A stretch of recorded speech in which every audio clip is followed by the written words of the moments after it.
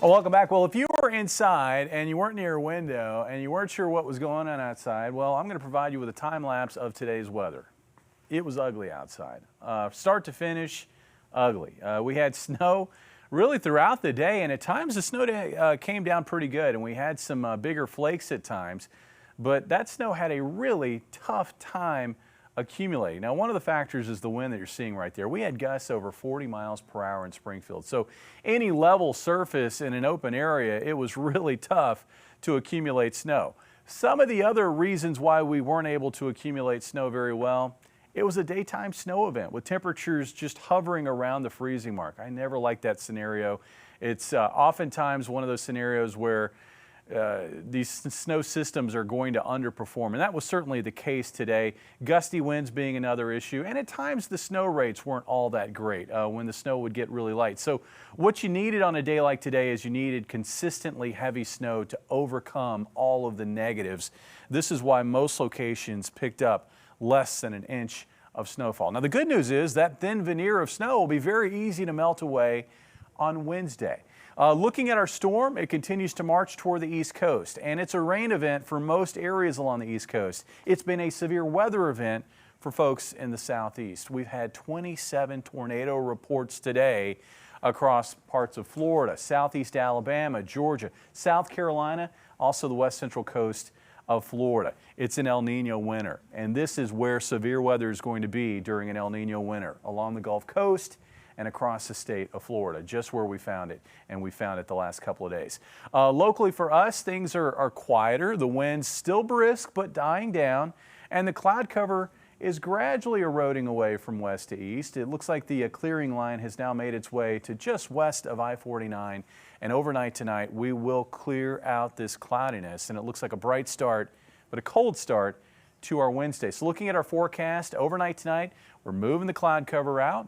And then for tomorrow, we're going to find mostly sunny skies from start to finish. And it looks like as temperatures climb above freezing, with the bright conditions that we're going to be melting off that snow. In fact, it looks like we'll probably have erased most of it by early afternoon.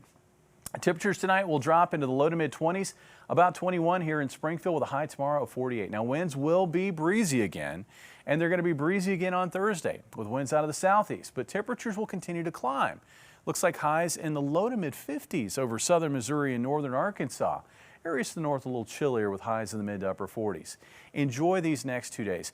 Take these next 2 days to prepare your home for some truly frigid weather that will start on Friday if you've not already done so. This will be the coldest round of weather that our area has experienced since December of 2022. Looking at our forecast, within that cold spell of weather, we've got a couple of additional storms that will move through. One is on Friday. I think Friday starts as rain. There may be a little narrow window of wintry mix, and then it'll change over to snow later in the morning, and we'll find a period of snow out of that one. There'll be another storm that will impact the area Sunday into Monday, and that one should just be a snow producer, probably a dry, powdery snow.